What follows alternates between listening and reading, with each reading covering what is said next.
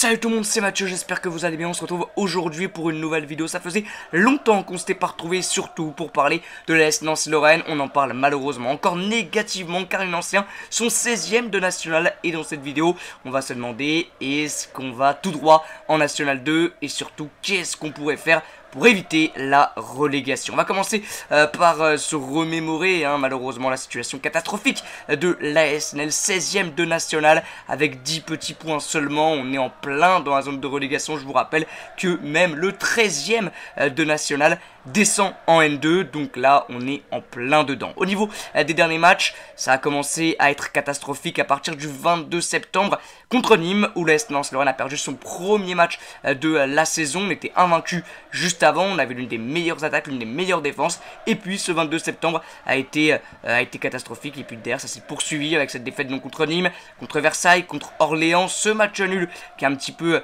le seul point positif de ces derniers matchs contre le Red Star, leader national, avec vraiment une bonne rencontre, un bon match de la part de Nancy. Il y a eu une défaite lors du premier tour de la Coupe de France contre Town National 3 et donc élimination directe, et puis cette défaite vendredi dernier contre le Gol FC. Donc outre les résultats qui sont catastrophiques, c'est aussi le jeu qui est catastrophique depuis ce match contre Nîmes. Il n'y a rien du tout vraiment, ou alors on joue le 20 minutes dans le match, et sinon c'est vraiment une catastrophe dans les passes, une catastrophe dans les tirs, une catastrophe défensive. Techniquement c'est vraiment très faible, donc cette année c'est très compliqué. Donc dans un premier temps on va essayer de voir un petit peu l'effectif nancéen pour voir si c'est ça le problème. Alors on va bien évidemment essayer de le voir comme ceci, hop, parce qu'on sait que cette année Nancy a dû un petit peu bricolé dans les dernières minutes du mercato. Ils ne savaient même pas dans quelle division ils allaient jouer. Donc ils ont dû créer une équipe un petit peu à la va-vite entre guillemets. Même si bon, ils n'ont pas fait non plus n'importe quoi, mais ils ont un effectif assez restreint. On va s'appuyer sur le dernier match donc pour en parler contre le Gol FC. La dernière composition, c'était ça, avec encore une défense à 5. C'est vrai que Benoît Pedretti utilise énormément sa défense à 5 depuis le début de saison. On est passé à une défense à 4 en fin de match contre le Gol FC, ça a été beaucoup mieux. Donc pourquoi pas essayer de changer de dispositif pour Benoît Pedretti. Donc bien sûr toujours avec Martin Sourzac dans le but. Le retour de Martin Sourzac, ça reste quand même l'élément sûr de notre équipe. C'est vrai qu'il y en a qui vont dire que depuis son retour, on n'a pas gagné. Et c'est là que c'est catastrophique, c'est depuis son retour. Mais il peut rien faire sur chaque but qu'il a encaissé, vraiment. Donc c'est absolument pas lui le coupable, très loin de là. Ensuite, la défense à 3 avec Prince Mendy, Pellegrini, Busman. Parfois c'est Maxence Carlier. Prince Mendy, lui je trouve plutôt rassurant. Les deux autres, c'est très irrégulier. Busman est plutôt pas mal cette saison. En plus il marque des buts, donc c'est pas mal. Par contre lui, Luca Pellegrini, il peut te sortir des très bons matchs, surtout à domicile. Et puis derrière être catastrophique, faire énormément d'erreurs.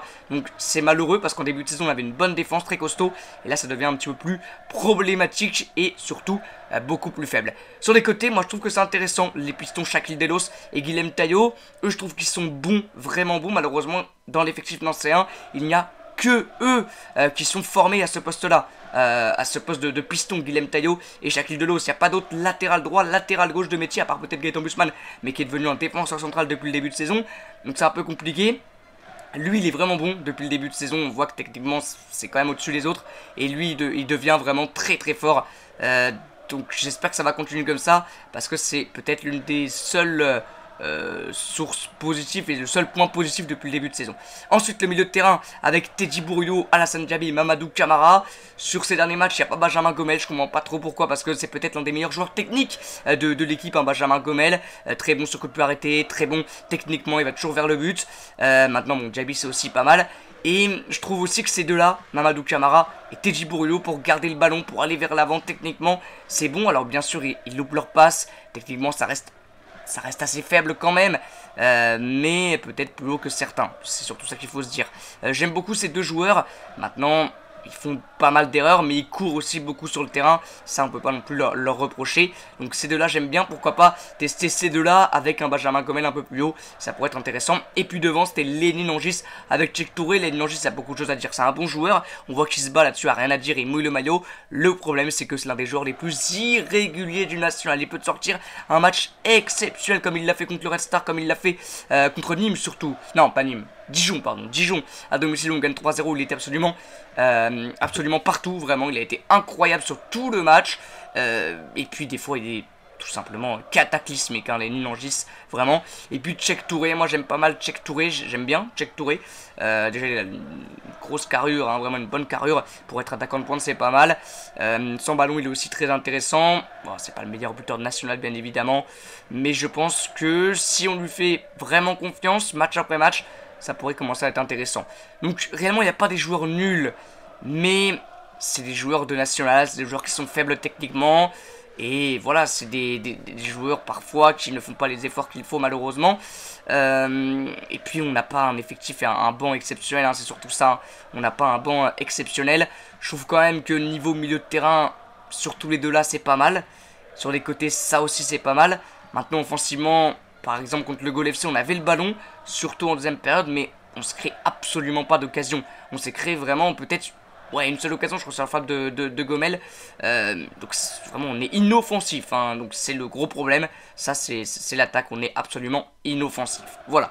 Donc maintenant, la question, est-ce qu'on va réussir à se maintenir? Alors la saison est encore très très longue. Il n'y a que 10 matchs, hein, je crois, de jouer. Donc la saison est très très longue. La réponse, bien évidemment, ne va pas être catégorique. Et la question est très compliquée.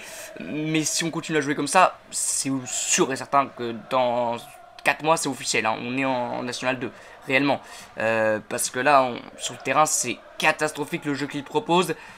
À domicile c'est un peu mieux, mais à l'extérieur c'est vraiment une catastrophe sans nom. On verra ce que ça donne sur le prochain match contre Sochaux, déjà éliminé de la Coupe de France, je vous rappelle.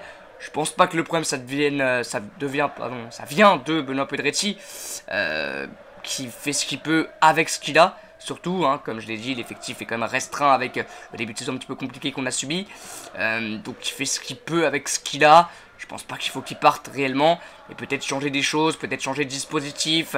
Voilà, à voir. Après, il n'a pas un banc exceptionnel et il n'a pas un effectif phénoménal. Il faut aussi se le dire.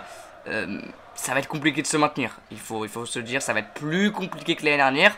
On n'a pas réussi l'année dernière. Mais là, ça va être très très dur. Surtout si on continue à jouer comme ça. Donc il va falloir changer énormément de choses. Essayer de maintenir la casse jusqu'au mercato hivernal. Et puis au mercato, bon je sais qu'on va pas faire venir Mbappé, hein, mais essayer de faire venir pourquoi pas des joueurs en prêt, des joueurs qui peuvent t'aider à te maintenir pour relever la pente, parce que ça va être très très très compliqué. Voilà, merci beaucoup d'avoir suivi cette petite vidéo, c'était une petite vidéo de retour. N'hésitez pas, surtout les supporters nancéens, à donner votre avis et à me dire dans l'espace commentaire si pour vous Nancy va se maintenir. Allez les amis, comme d'habitude, je vous dis à très bientôt. Désolé pour la caméra qui bug là, c'est trop chiant. Vraiment c'est trop chiant. Je m'excuse, à très bientôt les amis et ciao.